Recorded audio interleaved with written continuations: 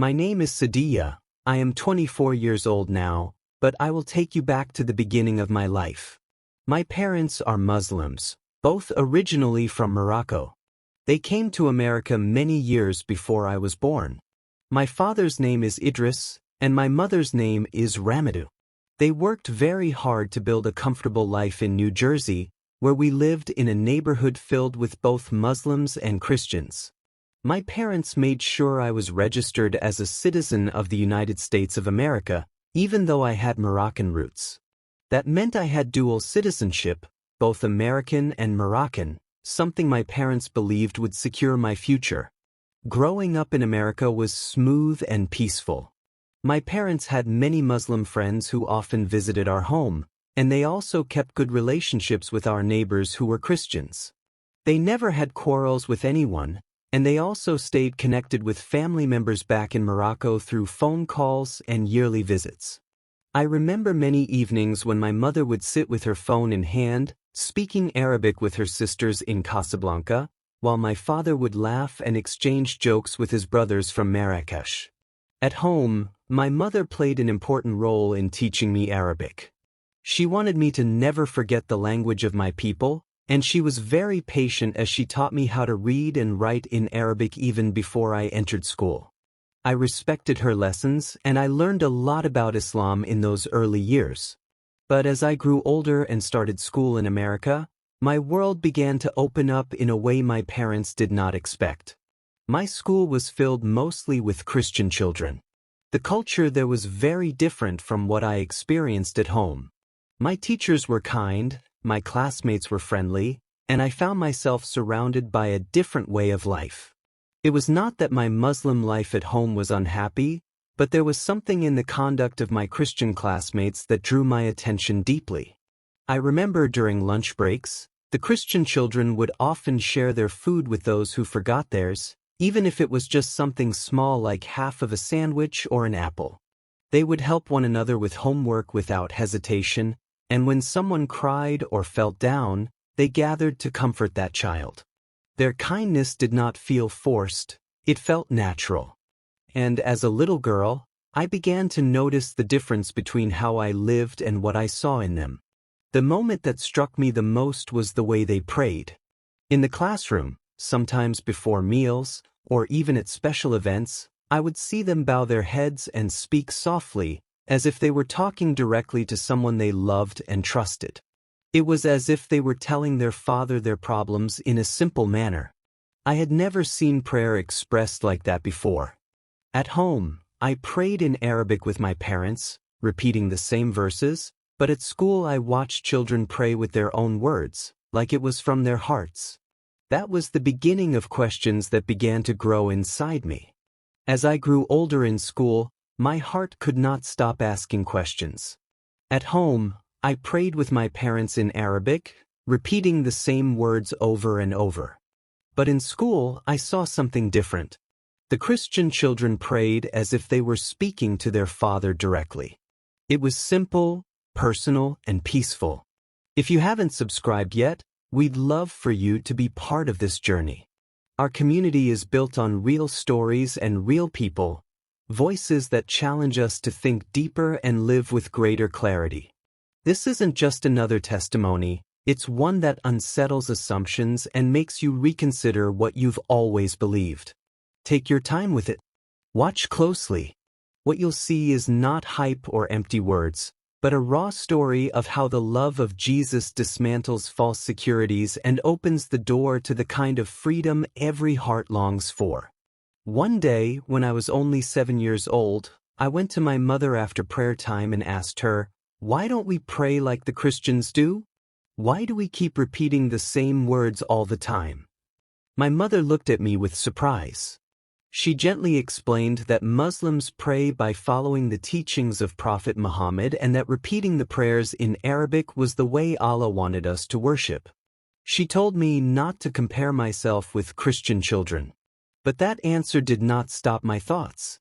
The more I saw my classmates pray, the more I wondered if God cared about my own feelings and words.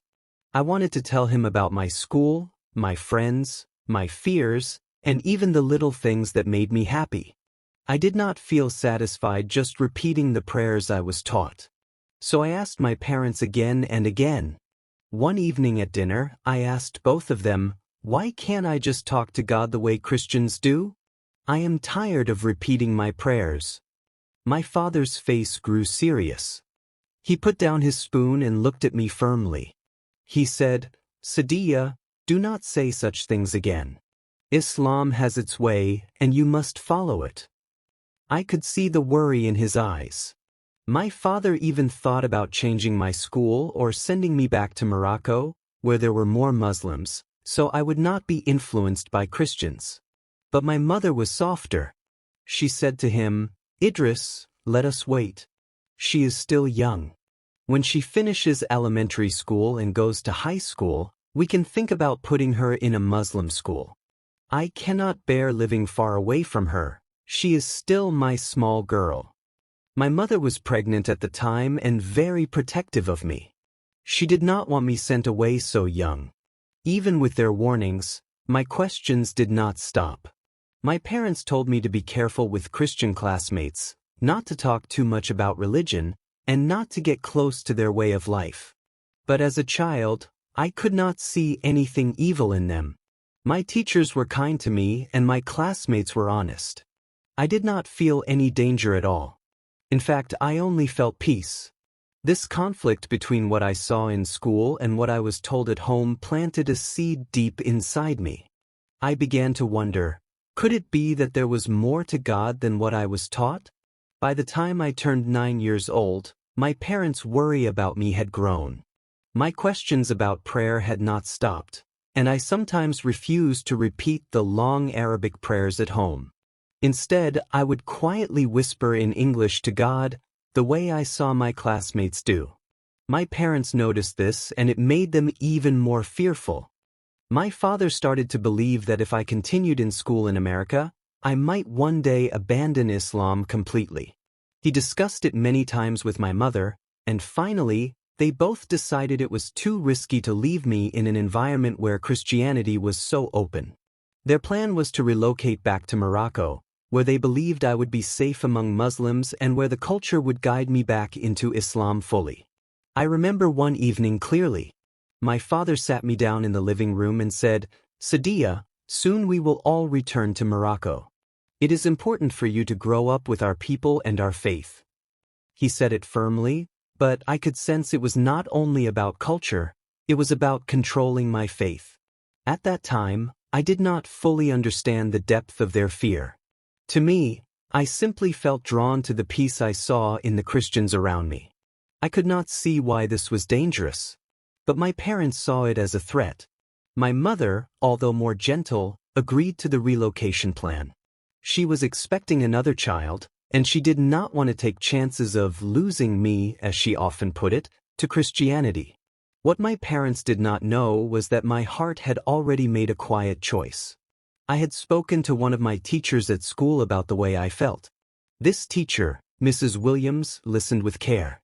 I told her I loved the way Christians prayed, and I wished I could pray to God in my own words.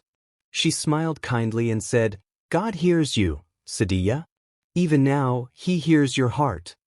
Those words remained with me like a treasure. So when I discovered that my parents wanted to force me to leave America and go to Morocco just to keep me away from Christianity, something inside me rose. I felt it was not fair. I wanted the freedom to follow what I truly believed in. With the help of my teacher, I reported my situation to the authorities. The matter was taken to court, and that was the beginning of a journey I never expected at 9 years old. I was only 9 years old when I first stepped into a courtroom. It was in Newark, New Jersey, at the Essex County Family Court. I still remember the large wooden doors, the tall ceilings, and how cold the air felt inside. I was very small compared to everything around me, but I knew this was a turning point in my life. My parents had been summoned after my teacher, Mrs. Williams, helped me report that they wanted to take me out of the country against my will. For the first time, I was placed under the temporary custody of court officials. A woman named Mrs. Thompson, who worked with Child Protection Services, held my hand as we walked into the courtroom. I felt scared, but I also felt safe because I was no longer alone. My parents sat on one side of the court with their lawyer, looking worried and angry. My father's eyes were firm on me, but my mother's eyes were filled with tears. On the other side, I sat with Mrs. Thompson and my guardian ad litem, a lawyer assigned to represent my interests. The judge, a tall man with glasses, spoke in a calm but serious tone. He asked my parents why they wanted to relocate me suddenly to Morocco. My father explained that they feared I was being influenced by Christians and that my questions about prayer were a sign of rebellion against Islam. He argued that as Muslim parents, they had the right to protect me and raise me in their faith. My mother nodded and cried softly, saying she was afraid of losing her first child to another religion. Then the judge turned to me. His voice softened, and he asked me if I understood what was happening. I said yes. He asked me why I did not want to go to Morocco. With trembling hands I answered, because I want to pray to God in my own way, and I don't want to be forced. The whole courtroom went silent. The judge then said the matter could not be decided in one sitting. He ordered that I remain under the custody of Child Protection Services until the next hearing. That night, I was placed in a foster home temporarily. It was strange to sleep in a new house away from my parents, but inside my heart I felt a peace I could not explain. This was only the beginning of what would become a long journey through the courts. 2 weeks later, I was taken back to the Essex County Family Court for the second hearing. By then, I had spent some days in the foster home with a kind couple, Mr. and Mrs. Harris. They were Christians, and although they didn't pressure me about religion, they prayed every night before dinner. I watched them bow their heads and simply talk to God as a family, just like my classmates in school. It gave me strength because I felt I wasn't strange for wanting the same. When I entered the courtroom that day, my parents were already seated. My father looked very stern, and my mother's eyes were red from crying. The court officials sat me with my guardian ad litem again. The judge asked if anything had changed since the last time. My parents insisted more strongly that I was too young to make choices about religion and that as Muslims, it was their duty to protect me. My father's lawyer argued that freedom of religion should not apply to a child as young as 9. But my guardian ad litem stood up and explained to the court that I was not being abused physically, but I was under intense emotional pressure. He said, "This child is asking for the right to pray in her own way. Forcing her into a different country against her will would take away that voice." The judge then asked to hear me again. I was nervous, but I spoke clearly. I don't see anything evil with Christians. My teachers and my friends treat me kindly. I only want to pray to God from my heart. I don't want to be forced to leave. For the first time, I noticed the judge lean back and think deeply. He didn't give a verdict yet, but he ordered that I remain in foster care until the next hearing. He also ordered my parents to attend a counseling session to discuss religious freedom and the rights of a child in America. My parents were not happy, and I could see my father's frustration as we left the courtroom. That night, back at the Harris home, I lay on the bed staring at the ceiling. I wondered if God was really listening to me. In my heart, I whispered, "If you are real, please help me." It was the simplest prayer I had ever said, but I felt warmth inside, as if someone heard me. The third court appearance was yet to come, and I didn't know it would be the day that changed my life forever. The third appearance in court came 1 month later. By then, I had grown used to living in the Harris home. They treated me with love and respect, and though they didn't try to push me into their faith, their quiet way of living showed me something real. Every morning, I saw them pray for their children, for their work, and even for me. It felt like a family built on trust in God. When we entered the family court that morning, the room was filled with more people than before. Reporters were outside because the case had attracted attention, an immigrant Muslim family fighting against the wishes of their 9-year-old daughter who wanted to choose Christianity. I sat with Mrs. Thompson and my guardian ad litem, while my parents sat with their lawyer on the other side. My mother's hands shook as she held her scarf, and my father looked determined, but tired. As you listen to this powerful story of transformation, we'd love for you to be part of the conversation. Share where you're watching from and what stands out to you in this journey. Your thoughts and reflections aren't just comments. They help shape a genuine dialogue around experiences that have the power to change lives. The judge began by reviewing all the reports from social workers, teachers, and counselors.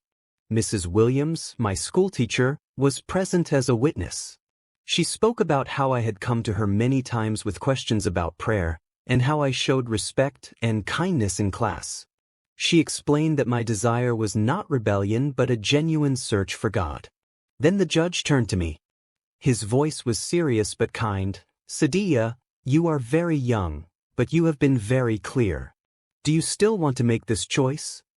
My heart was beating fast, but I said, "Yes. I want to pray to God in my own way, and I want to follow Him like the Christians do." Silence filled the courtroom. My father shook his head and whispered angrily, while my mother began to cry softly. After a long pause, the judge gave the verdict. He said that in the United States, even a child has the right to freedom of religion if the court finds it genuine and not forced. He ruled that I should remain in custody of Child Protection Services until a suitable guardian could be arranged. He allowed my parents visitation rights but denied their request to relocate me to Morocco. The verdict gave me the legal right to practice Christianity. As soon as the decision was read, 5 pastors who had been following the case stepped forward. They all expressed their willingness to care for me, from my schooling to my spiritual growth. The court approved one of them, Pastor John Matthews, to oversee my guardianship under close supervision. I remember walking out of the courtroom with Mrs. Thompson and Pastor Matthews. My mother cried loudly from behind as they left the court building, and my father walked silently beside her, holding her arm. That was the last day I saw them before they returned to Morocco. I was only 9, but that day marked the beginning of a new life. After the final court verdict, I was placed under the care of Pastor John Matthews and his wife, Linda. Their home was warm and filled with love. They had 2 children, both older than me, who welcomed me like a younger sister. For the first time, I lived in a house where prayer was not a ritual but a conversation. Every morning before school, the Matthews family would gather around the dining table, hold hands, and pray. Their prayers were not long or forced. They simply talked to God as if He was right there with them. At first, I only bowed my head silently. But slowly I began to whisper small words of my own. "God, please help me today. God, thank you for my teachers." It felt natural. It felt real. The church community also became part of my life. Pastor John introduced me to the children's ministry at Grace Community Church. The teachers there taught me songs, stories from the Bible, and lessons about Jesus. I was amazed at how Jesus was described as a friend, a savior, and someone who loved children. I began to feel close to Him, even though I did not yet fully understand everything. Meanwhile, my parents were still in contact with the court but from Morocco. They were given rights to call me, and sometimes my mother would speak with me on the phone. She often cried, asking if I could change my mind. My father's voice was more distant. He mostly reminded me that I was still his daughter, though he felt betrayed. These conversations were hard for me, but I also felt God giving me peace. In school, my life slowly returned to normal. My classmates welcomed me back, and Mrs. Williams continued to encourage me. She reminded me to stay focused on my studies and not let the pressure of the past distract me. I carried her words like a lamp inside my heart. One night, while I was asleep in my room at the Matthews home, I had a dream. In the dream, I was standing in a large field with children playing around me. A bright light shone, and though I could not see a face, I felt a presence that revealed to me, "You are mine, and I will guide you." When I woke up, my heart was filled with joy. I did not tell anyone for a while, but deep inside I knew it was Jesus letting me know I was not alone. Those early years under the guardianship of Pastor John and his family shaped the foundation of my faith. They provided me with education, love, and guidance. Step by step, I began to grow not just as a child, but as a believer who was learning to trust in God fully. My teenage years were filled with challenges, but also with growth. Living with Pastor John and his family taught me stability and discipline. They cared for me not only as guardians but as parents who truly wanted the best for me. At 13, I began to study the Bible more seriously. I joined the youth group at Grace Community Church, where I met other teenagers who loved Jesus and were not ashamed of their faith. At first, I was shy. My background was different, and I carried the memories of the court case and my parents' tears. But the youth leaders welcomed me and treated me like family. They taught me how to pray openly and encouraged me to write my thoughts and prayers in a journal. This became a habit for me. I would pour out my heart in writing, and sometimes I felt as though God was speaking back to me through His Word. In school, however, things were not always easy. Some students heard about my case from the news and whispered about me in the hallways. A few Muslim classmates avoided me completely, while others looked at me with anger. I often felt the weight of being different. But I also remembered the dream I had as a child, the voice that revealed to me, "You are mine." That voice kept me strong. During those years, I faced many questions from within myself too. Was I betraying my parents? Was I wrong for choosing this path? Whenever I felt doubt, I would pray, "Lord, show me if I am walking in your truth." Time after time, peace would settle in my heart like a gentle whisper, reminding me I was not alone. One special moment I will never forget happened when I was 15. I was at a youth camp organized by the church. During a time of worship, I felt a deep presence fill my heart. It was as though a burden I had been carrying for years, fear, rejection, loneliness, suddenly lifted. I couldn't explain it, but I knew God was revealing to me, "You are loved, and I have a purpose for you." From that day, I made a personal decision that no matter what happened, I would follow Jesus with my whole life. The Matthews family continued to support me, guiding me through high school, cheering for me during exams, and celebrating my small victories. Their love was proof to me that God truly provides family for those who lose theirs.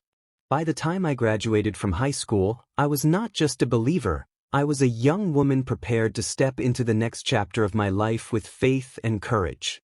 When I entered university at age 18, I knew my life was taking another step forward.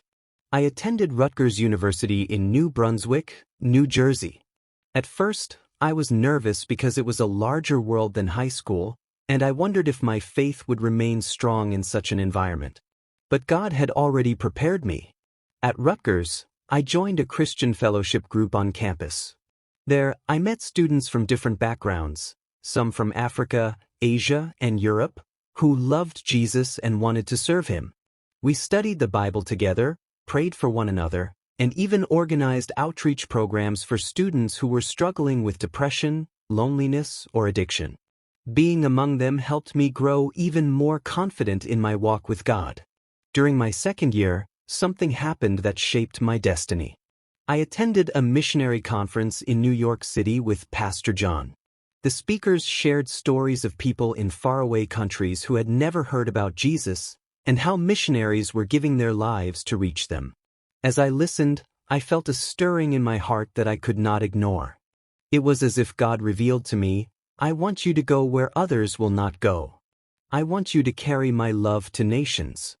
That night, back in my dorm room, I prayed deeply. I asked God to guide me if this was truly His plan. I didn't hear a loud voice, but I felt an unshakable peace, and in my spirit I knew He was calling me to missions. From then on, my focus at university was not just academics. I studied international development because I wanted to help people practically, but I also prepared myself spiritually for missionary work. I volunteered in shelters, worked with immigrant families, and joined mission trips during school breaks. One summer, I traveled with a church group to Ghana, where we visited villages and shared the message of Jesus. That was my first time in Africa, and I saw firsthand how prayer and love could change lives. By the time I graduated at 22, I was sure of my calling. I was no longer just the girl from a Moroccan Muslim family who fought for freedom in court. I was now a young woman who had been chosen by God to carry the message of His love to nations. That same year, I was officially accepted as a missionary under Grace Community Church's development team. My journey into the wider world had begun. Today, at 24 years old, I look back and see how far God has brought me. After graduating from Rutgers, I joined the missionary development team of Grace Community Church, and since then my life has been a journey of reaching out to people in different countries. I have traveled to Ghana, Kenya, Uganda, and even some parts of North Africa, carrying both humanitarian help and the message of Jesus. Every time I stand before people in a small village or a crowded city street, I remember the 9-year-old girl who once whispered, "God, please help me." In Morocco, my parents raised me with strict Islamic traditions, but in America God opened my eyes to a new way of knowing Him personally. Though my parents returned to Morocco after the court case and never allowed much contact again, I still pray for them. I ask God every day to reveal His love to them, just as He revealed it to me. I believe one day they will understand that the peace I found is real and comes from Jesus. Working in missions is not always easy. I have faced sickness, fear, and even rejection in some countries. But every time I feel weak, God lets me know, "You are not alone, my strength is with you." It is this assurance that keeps me moving forward. I have witnessed people healed, families restored, and countless souls giving their lives to Jesus. Each time, I am reminded that my story was not just about me, it was about God's bigger plan. I often tell believers, never underestimate the power of prayer. The reason I am here today is because somewhere, someone was praying. Maybe it was Mrs. Williams, maybe it was Pastor John, or maybe it was Christians I have never met, lifting up children like me in prayer. Those prayers became seeds that gave birth to my new life in Christ. My encouragement to every believer is this: keep praying, keep loving, and keep studying God's Word. Do not give up on anyone, no matter how impossible their situation may look. God can reach the heart of a child in a Muslim home, a prisoner in a dark cell, or a lonely student in a big city. If He could rescue me and give me a new life, He can do it for anyone.